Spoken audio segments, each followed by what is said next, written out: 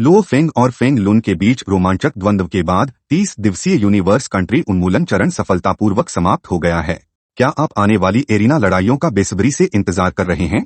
आज मैं कुछ स्पॉइलर प्रदान करूंगा ताकि हम एरिना लड़ाइयों की रोमांचक झलक पहले से देख सकें। लेकिन उससे पहले मैं आपको एरिना प्रतियोगिता की संरचना का परिचय देना चाहता हूं ताकि हम कहानी के आगामी घटनाक्रम को बेहतर ढंग से समझ सकें। एरिना लड़ाइयों को 3 चरणों में विभाजित किया गया है, जिसमें पहला चरण एरिना में एक समूह युद्ध है। पहले के एक एपिसोड में उल्लेख किया गया था कि यूनिवर्स कंट्री उन्मूलन चरण में प्रत्येक विश्व जिले के शीर्ष रैंकिंग प्रतियोगी को एरिना लड़ाइयों में भाग लेने की आवश्यकता के बिना स्वचालित रूप से अगले चरण में पदोन्नत किया जाएगा। इसका मतलब है कि 1 लाख तक प्रतियोगियों को समूह युद्ध में प्रतिस्पर्धा करनी होगी। प्रतियोगियों को 1000 समूहों में विभाजित किया जाएगा। प्रत्येक समूह में 100 लोग होंगे। उन्हें तब तक लड़ना होगा जब तक कि प्रत्येक समूह में केवल 10 शेष न रहें। यूनिवर्स कंट्री उन्मूलन चरण के विपरीत इस बार समूहों को यादृच्छिक रूप से आवंटित नहीं किया जाएगा, बल्कि उन्हें उन्मूलन चरण में प्रतियोगियों की रैंकिंग के आधार पर विभाजित किया जाएगा। इस पद्धति से शीर्ष स्तरीय प्रतियोगियों के एक साथ समूह में आने से रोका जा सकेगा। साथ ही साथ उन कमजोर प्रतियोगियों की असुविधाजनक स्थिति से भी बचा जा सकेगा जो एक ही समूह में आकर आगे बढ़ सकते हैं। पहला चरण 5 दिनों तक चलेगा, जिसमें प्रतिदिन 200 समूह युद्ध होंगे। उपन्यास के अनुसार नाबिनी और होंग को क्रमशः समूह 32 और 161 में रखा जाएगा। हालांकि प्रीव्यू से पता चलता है कि वे एक ही समूह में होंगे। इस समूह में रोंग जुन और डेविल हैमर भी मौजूद होंगे। इसमें कोई संदेह नहीं है कि रोंग जुन इस समूह में सबसे उत्कृष्ट प्रतियोगी है। क्या आपको याद है कि रोंग जुन ने ली शेन को आसानी से एक ही झटके में मार दिया था? यह दिखाता है कि उसकी शक्ति बहुत बड़ी है। आधिकारिक वीबो अकाउंट की जानकारी के अनुसार ऐसा माना जाता है कि एरिना में रोंग जुन का शक्तिशाली प्रदर्शन कियान वू रॉयल मिलिट्री से एक समूह हमले को आकर्षित कर सकता है। ध्यान देने योग्य बात यह है कि यूनिवर्स कंट्री उन्मूलन चरण को पास करने वाले 1 लाख से अधिक प्रतियोगियों में से 40,000 से अधिक कियान वू यूनिवर्स कंट्री के शाही परिवार द्वारा प्रशिक्षित उत्कृष्ट थे। इसका मतलब है कि प्रत्येक समूह युद्ध में कियान वू रॉयल मिलिट्री की संख्या की दृष्टि से एक लाभ है। इसलिए यह समझ में आता है कि वे शीर्ष दावेदारों को खत्म करने के लिए मिलकर काम करें, क्योंकि प्रत्येक समूह से केवल 10 प्रतियोगी ही आगे बढ़ सकते हैं और उनके लिए शुरुआत से ही एक दूसरे से लड़ने की कोई आवश्यकता नहीं है। हालांकि रोंग जुन एक ऐसा योद्धा है जिसने मौलिक कानून की सीमा को पार कर लिया है। एक बार जब कोई योद्धा मौलिक कानून की सीमा को पार कर लेता है तो उनकी युद्ध क्षमता, इच्छा शक्ति और गति में गुणात्मक छलांग आती है, जिससे वे अन्य प्रतियोगियों से पूरी तरह से अलग लीग में आ जाते हैं। क्या आपको मेरी पिछली विश्लेषण याद है? मैंने उल्लेख किया था कि रोंग जुन की युद्ध क्षमता कम से कम यूनिवर्स स्तर 2 के योद्धा के समान हो सकती है। सामान्यतः एक यूनिवर्स स्तर का एक योद्धा एक साथ 40 तारकीय स्तर 9 के योद्धाओं के साथ लड़ सकता है। इसका मतलब है कि रोंग जुन के खिलाफ कियान वू रॉयल मिलिट्री की संख्या की रणनीति लगभग बेकार है। यहाँ तक कि अगर डेविल हैमर रॉयल मिलिट्री का एक सदस्य समूह युद्ध में शामिल हो जाता है तो भी वह रोंग जुन को कोई महत्वपूर्ण नुकसान पहुंचाने में संघर्ष करेगा। याद रखें, लो फेंग ने केवल अपने क्षेत्र का उपयोग करके डेविल हैमर को आसानी से मार दिया था। रोंग जुन का सामना करने पर डेविल हैमर का भाग्य लगभग तय हो चुका है। पिछले एपिसोड पर विचार करते हुए होंग और नाबिनी के बीच की लड़ाई बिना किसी स्पष्ट विजेता के समाप्त हो गई थी। क्या इसने आपको और अधिक चाहने के लिए छोड़ दिया? सौभाग्य से प्रोडक्शन टीम इस अधूरी लड़ाई को जारी रखेगी। एपिसोड 131 के विश्लेषण के आधार पर नाबिनी के लिए थोड़े समय में होंग को मारना बेहद मुश्किल है और होंग के लिए भी नाबिनी को हराना उतना ही चुनौतीपूर्ण है। हालांकि उपन्यास की कहानी के अनुसार प्रोडक्शन टीम होंग के क्षेत्र में एक सफलता का आयोजन कर सकती है। उपन्यास में उल्लेख किया गया है कि भले ही होंग का क्षेत्र केवल 6ठे स्तर पर हो, इसकी शक्ति 8वें स्तर के क्षेत्र के बराबर है। अगर वह 7वें स्तर पर पहुंचता है तो नाबिनी के लिए जीतना और भी कठिन हो जाएगा और उसे मारा जा सकता है। ध्यान देने योग्य बात यह है कि रोंग जुन को मजबूत विरोधियों से लड़ने में मजा आता है। आधिकारिक वीबो अकाउंट के अनुसार होंग के क्षेत्र में प्रभावशाली प्रदर्शन से रोंग जुन का ध्यान आकर्षित हो सकता है।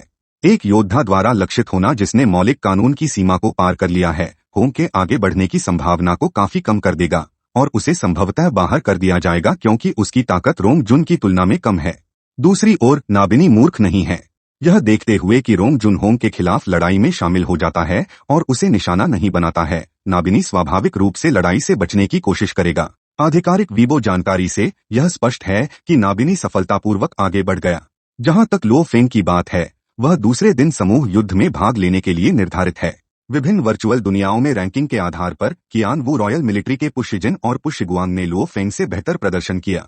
इसलिए कई लोग लो फेंग की संभावनाओं के बारे में आशावादी नहीं हैं। यह सोचते हुए कि वह एरिना युद्ध में बाहर हो सकता है। आखिरकार यूनिवर्स कंट्री उन्मूलन चरण के दौरान लो फेंग पहले ही कियान वू रॉयल मिलिट्री से दुश्मनी मोल ले चुका है, और चूंकि रॉयल मिलिट्री शीर्ष स्थानों में सबसे अधिक है, लो फेंग एक प्रमुख लक्ष्य बन जाता है। ऐसा लगता है कि उसके समन्वित हमले में मारे जाने की संभावना अपरिहार्य है। हालांकि कई लोग यह नहीं समझते हैं कि लो फेंग ने पहले ही मौलिक कानून की सीमा को पार कर लिया है और मैदान पर कोई भी प्रतिद्वंद्वी उसका मुकाबला नहीं कर सकता है। लो फेंग का असाधारण प्रदर्शन सभी उपस्थित लोगों को चौंका देता है, क्योंकि वह यानशेन आर्मामेंट के पहले स्तर का उपयोग करके कई लोगों को आसानी से मार देता है। क्या आप उत्सुक हैं कि जब भी लो फेंग यानशेन आर्मामेंट का उपयोग करता है तो हर कोई हमेशा हैरान क्यों होता है या इसे अविश्वसनीय क्यों मानता है? एक तार्किक स्तर के आध्यात्मिक मास्टर के हाथों में यानशेन आर्मामेंट का क्या मतलब है? क्या आपको लगता है कि स्पष्ट तुलना की कमी से लोग भ्रमित हो सकते हैं? वास्तव में उपन्यास में उल्लेख किया गया है कि एक डोमेन मास्टर जो मौलिक कानूनों को नहीं समझता है, वह अपनी मजबूत आध्यात्मिक ऊर्जा के साथ यानशेन आर्मामेंट के पहले स्तर का उपयोग कर सकता है, लेकिन यह केवल पहले स्तर के लिए है। एक तार्किक स्तर के आध्यात्मिक मास्टर के लिए यानशेन आर्मामेंट के पहले स्तर का उपयोग करने के लिए उनकी चेतना और मौलिक कानूनों की समझ को डोमेन मास्टर और उनमें आध्यात्मिक ऊर्जा के बीच के अंतर की भरपाई करने के लिए पर्याप्त मजबूत होना चाहिए। इसका मतलब है कि लो फेंग की मौलिक कानून की समझ कई डोमेन मास्टर्स के बराबर है और यानशेन आर्मामेंट की शक्ति स्पष्ट है। आप शायद यह नहीं जानते होंगे, लेकिन यूनिवर्स कंट्री उन्मूलन चरण में प्रतियोगी अपने प्रतिद्वंद्वियों के वास्तविक नामों से अनजान थे। इसलिए उपन्यास की प्रतियोगिता में लो फेंग और कियान वू रॉयल मिलिट्री के बीच दुश्मनी मौजूद नहीं है। स्पष्ट रूप से प्रोडक्शन टीम ने कहानी में कुछ अनुकूलन किए हैं। शायद उन्होंने ऐसा लो फेंग की शक्ति को बेहतर ढंग से उजागर करने के लिए किया है। मेरा मानना है कि कई दर्शक मेरी तरह कियान वू रॉयल मिलिट्री के खिलाफ लो फेंग को जबरदस्त शक्ति का प्रदर्शन करते हुए देखने के लिए उत्सुक हैं, उनके समन्वित हमले को एक चौंकाने वाले उलटफेर में बदलते हुए। अंत में लो फेंग अकेले पुशिजिन और पुशिगुआंग को मार देता है, जिन्होंने उन्मूलन चरण में उच्च रैंकिंग हासिल की थी, जो बताता है कि ये दो नाम उपन्यास के नामों से मेल क्यों नहीं खाते। आपका क्या विचार है? वास्तव में उपन्यास की कहानी के अनुसार पुशिगुआंग का लो फेंग के साथ लड़ाई से पहले एक संघर्ष हुआ था और उसने सोचा कि लो फेंग को उसे नाराज नहीं करना चाहिए था। इसलिए लड़ाई की शुरुआत में पुशिगुआंग ने कियान वू रॉयल मिलिट्री को लो फेंग पर पूरी ताकत से हमला करने का आदेश दिया। हालांकि लो फेंग की आश्चर्यजनक युद्ध शक्ति ने पुशिगुआंग को अपने फैसले पर पछतावा कराया। यह महसूस करते हुए कि वह लो फेंग को हरा नहीं सकता है, उसने पुशिजिन, जो उससे मजबूत था, की मदद मांगी। पुशिजिन अपने 9वें स्तर के डोमेन और अनूठी युद्ध तकनीकों के साथ लो फेंग को तुरंत मारने से रोकने में सक्षम हुआ। चूंकि पुशिजिन का लो फेंग के खिलाफ कोई व्यक्तिगत झगड़ा नहीं था और जैसे जैसे एरिना समय के साथ सिकुड़ता गया, लो फेंग पहले पुशिजिन को हराने और फिर 15 मिनट की समय सीमा के भीतर पुशिगुआंग को मारने में सक्षम नहीं होता।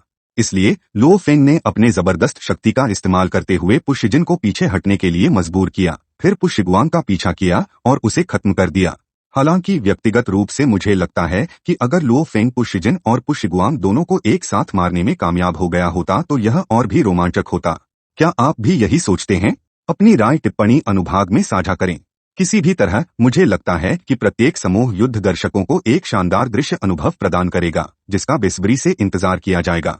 क्या आपने देखा कि टेंसेंट वीडियो ने हाल ही में एनिमेटेड मूवी संस्करणों के लिए कई प्रीव्यू अपलोड किए हैं, जिसमें Perfect world,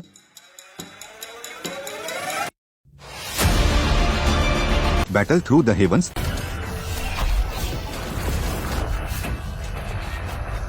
soul Land, Throne of seal,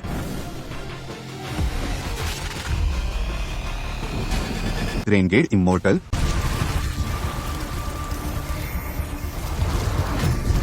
और स्वेलोड स्टार शामिल हैं।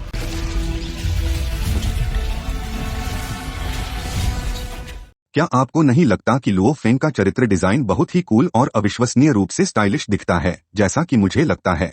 मुझे कहना होगा, चीनी एनिमेशन की गुणवत्ता काफी हद तक बढ़ रही है, चाहे वह चित्र गुणवत्ता हो या विशेष प्रभाव, परिणाम शानदार हैं और प्रत्येक कार्य का अत्यधिक इंतजार है। मैं उम्मीद करता हूं कि चीन के बाहर के दर्शक भी इन उच्च गुणवत्ता वाले एनिमेटेड फिल्मों का आनंद उठा सकें। आप किसका सबसे अधिक इंतजार कर रहे हैं?